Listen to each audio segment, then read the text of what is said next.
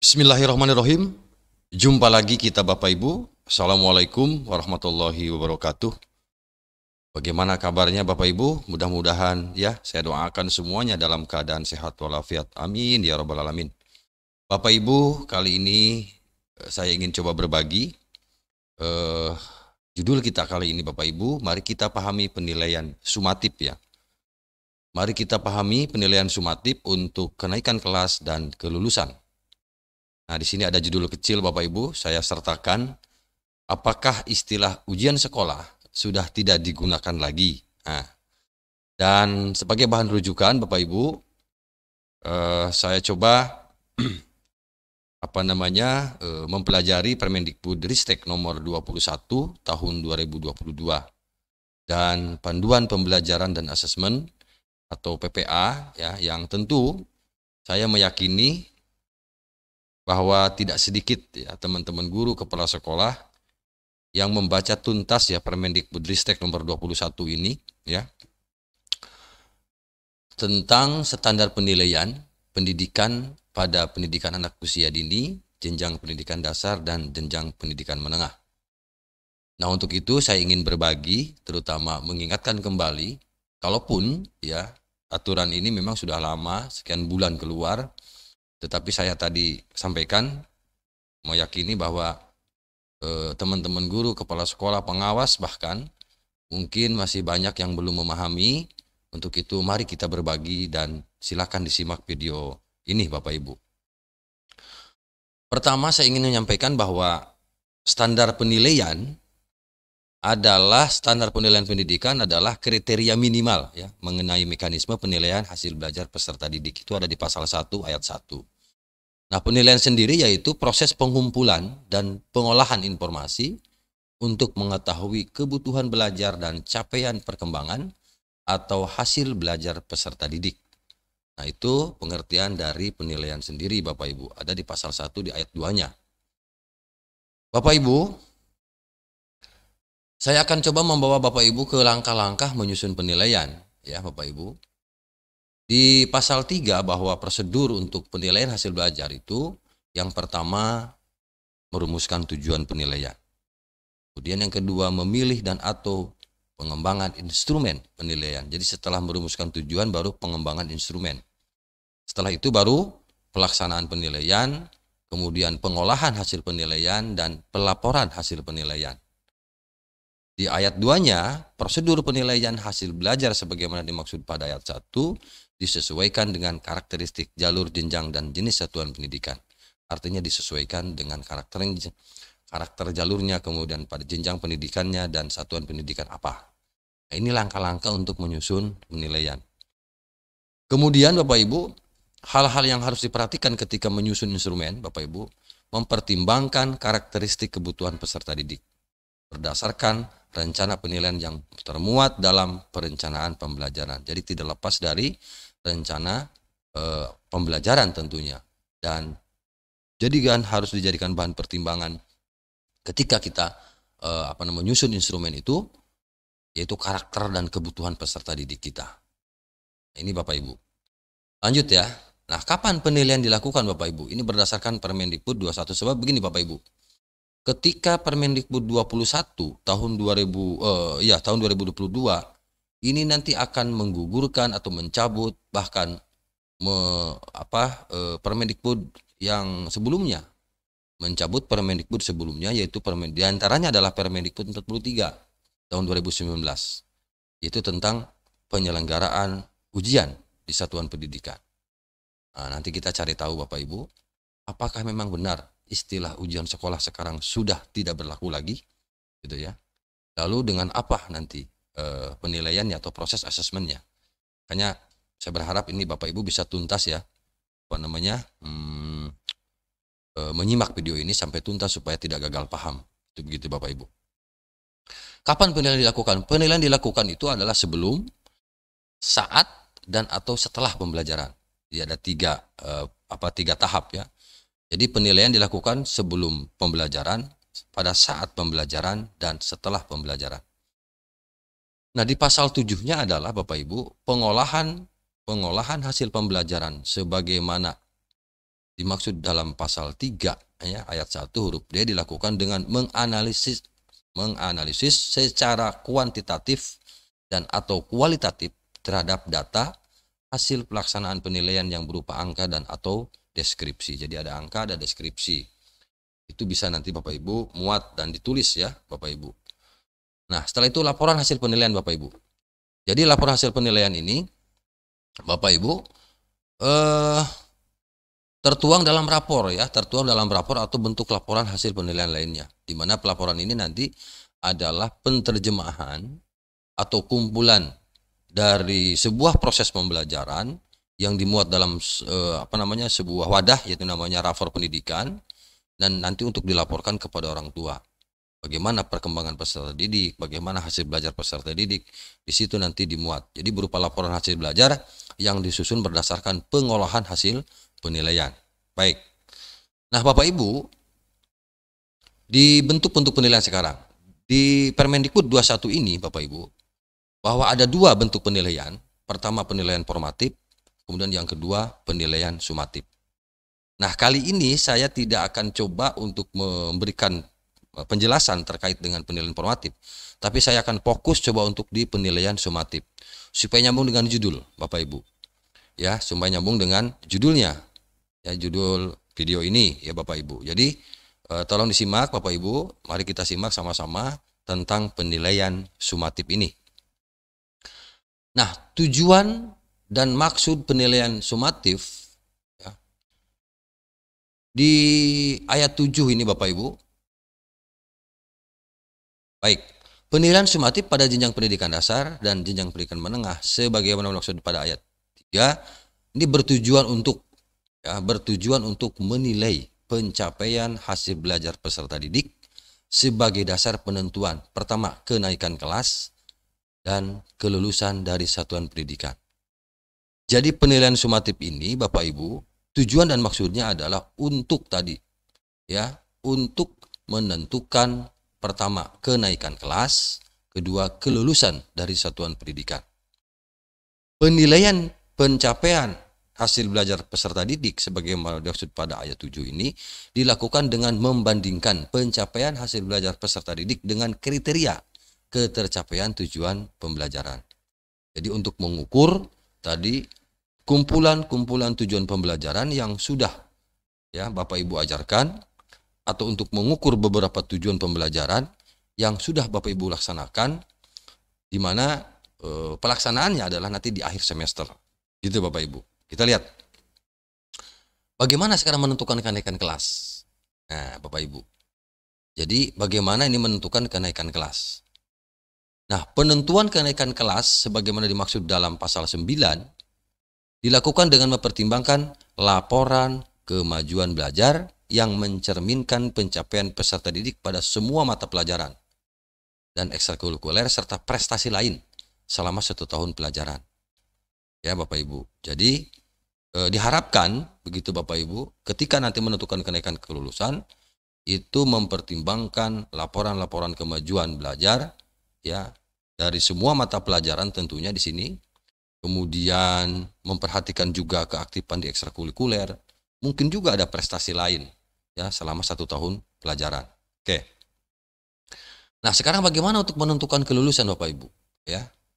Ini agak berbeda mungkin dengan Permendikbud sebelumnya ya, bahwa untuk menentukan kelulusan dari satuan pendidikan dilakukan dengan mempertimbangkan laporan kemajuan belajar yang mencerminkan pencapaian peserta didik pada semua mata pelajaran dan ekstrakurikuler serta prestasi lain pada. Jadi di sini dari mulai kelas 5 Bapak Ibu, kelas 5 dan kelas 6. Ini untuk sekolah dasar atau bentuk lain yang sederajat, ya mungkin paket A seperti itu ya. Nah, kelas 5 dan kelas 6 Bapak Ibu. Jadi nanti mulai penentuan nilainya itu dimulai dari anak rapor dari kelas 5 dan kelas 6. Kalau yang sudah kalau tidak salah kita dari kelas 4, 5, 6. Nah, ini sekarang dari kelas 5 saja. Kelas 5 dan kelas 6. Kemudian setiap tingkatan kelas atau sekolah menengah pertama atau bentuk lain yang sederajat dan sekolah menengah atas atau bentuk lain yang sederajat. Gitu Bapak Ibu.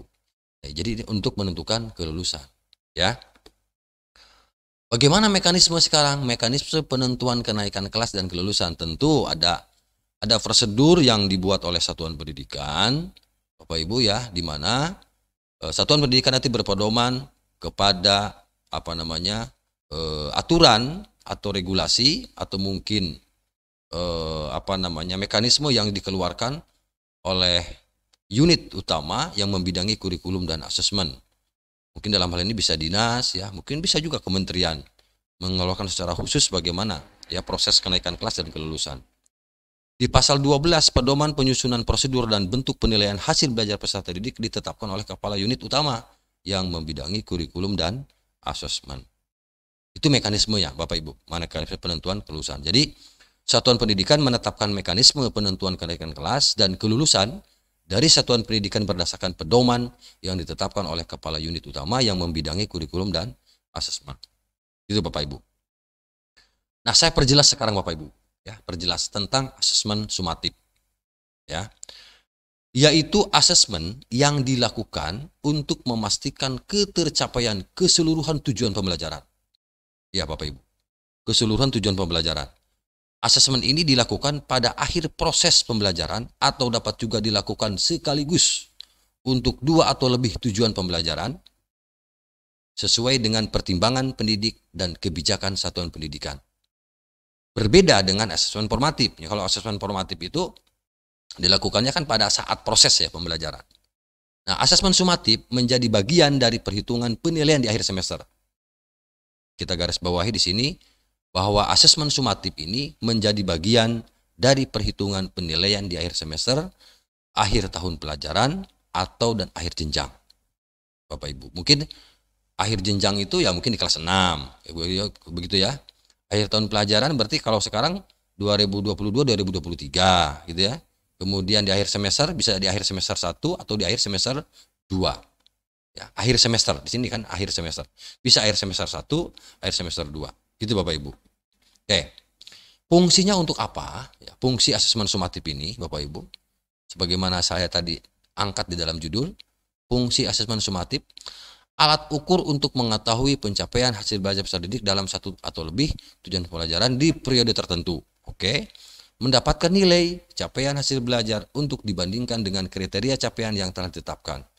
Oke.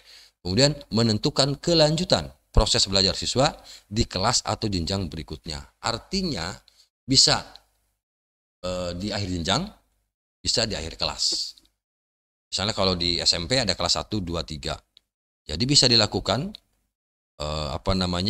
asesmen sumatif ini di kelas 1 dan di akhir semester untuk naik ke kelas 2, kelas 3. Dan kalau kelas 3 berarti jenjang berikutnya ya untuk ke SMA atau sekolah menengah.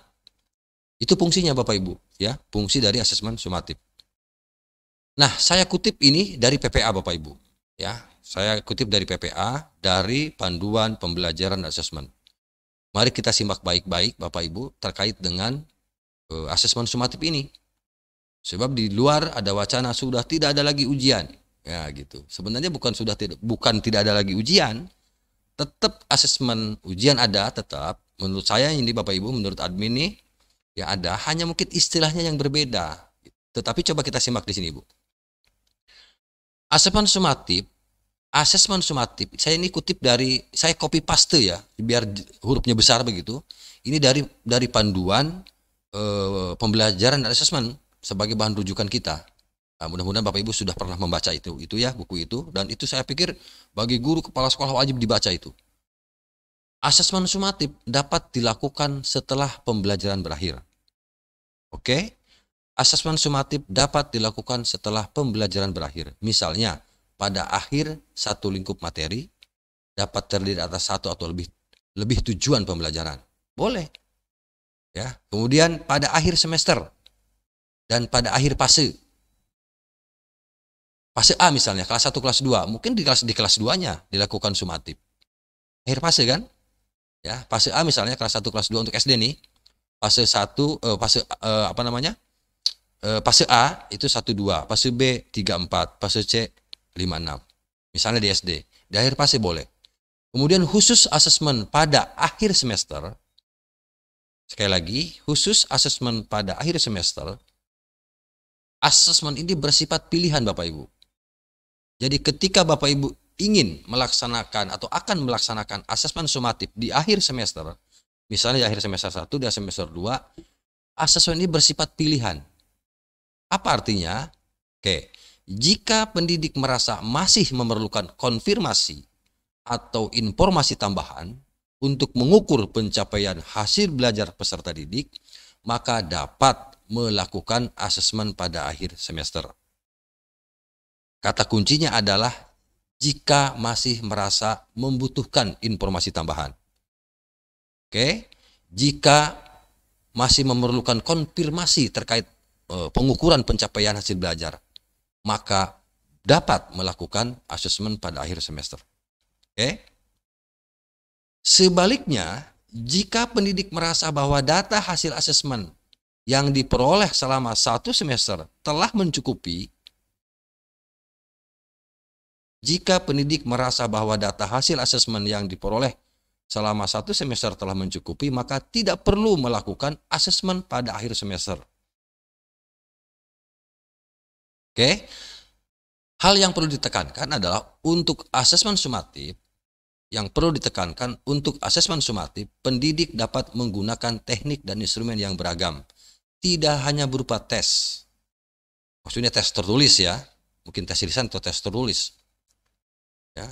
Namun dapat menggunakan observasi dan performa. Baik praktek, kemudian menghasilkan produk, melakukan proyek, dan membuat portofolio. Begitu Bapak Ibu. Ini sebenarnya kalimat yang terakhir sama dengan di Permendikbud 43 2019. Itu Bapak Ibu.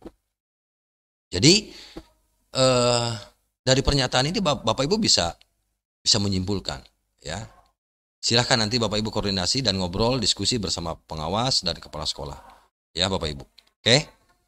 Nah, Permendikbud 43 yang saya sebut tadi, Permendikbud nomor 43 tahun 2019 tentang penyelenggaraan ujian yang diselenggarakan Satuan Pendidikan dan Ujian Nasional dinyatakan tidak berlaku. Oke, sampai di situ paham Bapak Ibu? Jadi Permendikbud 21 tahun 2022, sekali lagi Permendikbud 21 tahun 2022 telah mencabut Permendikbud 43 2019 ya, yang selama ini kita gunakan tentang penyelenggaraan ujian sekolah. Artinya apa? Istilah ujian sekolah sudah tidak digunakan lagi. Tapi di PPA, Panduan Pembelajaran Asesmen Kurikulum 13 tahun 2022 dikenal sebagai tes sumatif satuan pendidikan. Tes sumatif satuan pendidikan. Oke. Baik Bapak Ibu. Nah, saya kutip ini dari Permendikbud 21 ya, 2022 tentang standar penilaian di halaman terakhir sekali banget ini. Saya bacakan, ketentuan mengenai ujian yang diselenggarakan satuan pendidikan yang diatur dalam Peraturan Menteri Pendidikan dan Kebudayaan nomor 43, yang ini Bapak Ibu ya. Nah, ini 43 tahun 2019 tentang penyelenggaraan ujian yang diselenggarakan Satuan Pendidikan dan Ujian Nasional dicabut dan dinyatakan tidak berlaku. Saya garis bawah ya, saya beri tanda garis bawah ini, dicabut dan dinyatakan tidak berlaku. Lalu bagaimana tahun ajaran ini Bapak Ibu, tahun ajaran 2022-2023 ya, maka kita tetap akan berpedoman kepada Permendikbud 21 tahun 2022. Mudah-mudahan apa yang saya sampaikan ini paham. Apabila mudah-mudahan tidak paham ya. Ya silakan nanti Bapak Ibu kita berdiskusi nanti bolehlah di kolom komentar Bapak Ibu ya. Silakan nanti kalau ada curhatan-curhatan terkait dengan tidak berlakunya istilah ujian sekolah, tetapi sekarang justru adanya asesmen sumatif ya untuk menentukan tadi kelulusan dan kenaikan kelas. Barangkali itu yang dapat saya sampaikan Bapak Ibu ya pada kali ini. Mudah-mudahan informasi ini bisa memberikan manfaat kepada Bapak dan Ibu, dan saya mengucapkan terima kasih yang sudah menyimak sampai tuntas video ini. Sampai jumpa di video saya berikutnya Bapak Ibu. Terima kasih. Assalamualaikum warahmatullahi wabarakatuh.